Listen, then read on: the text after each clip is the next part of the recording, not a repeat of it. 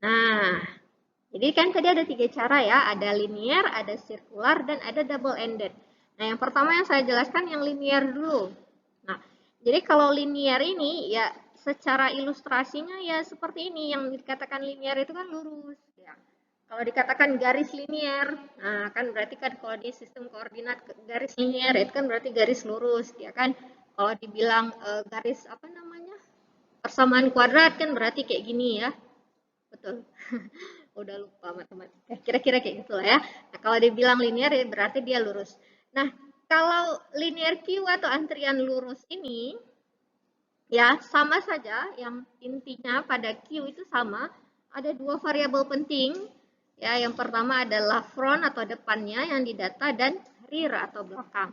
Jadi front ini akan menyimpan data siapa yang mengantri yang paling depan, item mana yang letaknya paling depan. Sedangkan rear atau belakang ini itu akan menyimpan posisi ya item ataupun yang mengantri yang letaknya paling belakang atau yang paling telat masuk. Ya, jadi rear itu yang paling telat masuk itu posisinya di mana? Kalau front berarti yang pertama kali masuk itu posisinya di mana? Ya. Nah, ini contohnya ya. Jadi kita contohkan seperti ini. Di sini ada array. Nah, array-nya itu anggaplah ada 5 tempat, apa namanya? Array-nya itu ada 5 posisi saja yang bisa diisi. Nah, kita mau isi pertama sekali ada nilai 30. Nah, jadi nilai depan ya, depannya itu berarti yang apa namanya? Nilai yang disimpan pada variabel depan ini adalah nilai daripada indeks array-nya. Jadi kan karena yang kalau pada array kan array itu kan bermulai dari 0, ya kan? Nah, jadi nilai depannya di sini adalah 0 awalnya. Kemudian insert satu lagi 70. Kemudian insert satu lagi 40. Kemudian nilai belakangnya di sini adalah 3. Jadi yang paling belakang adalah 3. Nah, kemudian ya, misalnya kita ingin menghapus. Nah, kita ingin menghapus. Yang dihapus itu adalah yang paling pertama masuk. Tadi yang paling pertama masuk kan posisinya pada indeks ke 0. Nah, jadi kita keluarkan dia. Kita keluarkan ya. Kemudian nilai depannya ini kita update. Nah, nilai depannya diupdate menjadi 1. Kenapa? Karena memang yang pada posisi 0 tadi udah kita hapus. Istilahnya udah nggak ada lagi datanya. Nah, sehingga apa? Nilai depan itu pindah. Nah, pindah dia berarti dia akan menunjuk ke posisi yang ke 1. Kalau tadi ke 0. Nah, sekarang dia pindah ke 1. Jadi setiap melakukan proses insert seperti itu. Delete ya, delete. Nah, jadi kalau delete itu maknanya nilai depan yang akan kita ubah. Nah, tapi ini delete satu item lagi, ya berarti nilai depannya lagi berubah menjadi 2. Kemudian misalnya sekarang kita insert. Nah, kita insert, maka nilai yang akan berubah itu adalah nilai belakang. Ya. Sewaktu kita insert, nilai yang berubah adalah nilai belakang. Di sini insert 50, berarti kita masukkan 50, nilai belakangnya diubah ditambah 1. Nah, jadi prosesnya hanya seperti itu. Saat di insert berarti nilai depannya itu kita kurangi dia, dikurang atau ditambah ya, ditambah.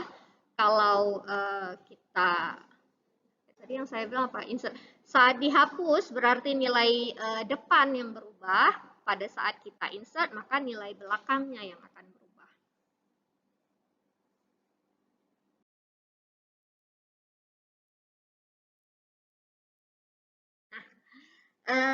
Nah, jadi kan tadi kan udah kita insert 50. Anggap berikutnya ada kita insert lagi data 80. Nah, padahal di sini array-nya itu hanya ukurannya itu cuma 5. Nah, apa yang terjadi? Nah, kalau ingin kita masukkan lagi di belakangnya, itu udah nggak bisa. Kenapa nggak bisa? Karena sewaktu nilai belakang ini akan diuji dengan berapa maksimal data yang apa namanya, berapa panjang daripada array-nya, nilai belakang udah sama dengan panjang dari array. Paham? Jadi array-nya anggaplah di sini 5, cuman tempatnya posisinya cuma 5. Nilai belakangnya juga 5. Bisa nggak kita masukkan lagi? Nggak bisa, pasti akan error kan? Array index out of bound nanti pasti akan errornya. Nah, jadi apa yang terjadi? Ya, nah inilah dia kekurangan daripada linear queue atau antrian lurus. Padahal sebetulnya di sini masih ada posisi kosong 2 tempat lagi. Seharusnya masih bisa kita isi 2 lagi. Nah, tapi karena nilai belakang, kenapa nilai belakang? Karena saat insert yang kita ubah itu adalah nilai belakangnya. Nah, sewaktu diuji nilai belakangnya itu udah sama dengan nilai apa namanya indeks maksimal pada array-nya karena kita menggunakan array ya. Ingat kembali yang namanya array itu kan ada batasan. Kalau kita buat array-nya itu ukurannya 5 ya berarti 5 data saja yang bisa kita isi. Kalau kita buat 10 ya berarti 10 data. Nah, jadi ini kekurangannya jika menggunakan linear queue atau antrian lurus. Sehingga nah ya, jadi sehingga jadi walaupun yang tadi ada tempat kosong tadi jadinya mubazir. Nah, karena mubazir muncullah alternatif yang baru. Nah, jadi seharusnya yang kosong tadi gimana caranya bisa kita isi. Nah, salah satu solusinya kita bisa geser dia. Jadi kan tadi kan kosong, ada dua posisi yang di depan kan kosong. Jadi caranya kita geser.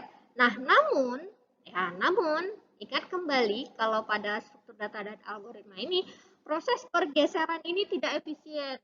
Nah, kenapa tidak efisien? Karena kita perlu melakukan apa? Loop.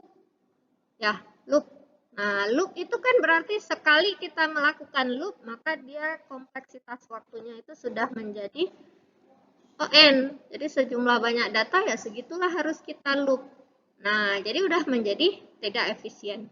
Nah, sehingga bagaimana caranya? Muncullah alternatif yang baru dari linear queue tadi dibuat queue-nya itu menjadi sirkular atau bentuk apa namanya? Melingkar. Ya, jadi melingkar.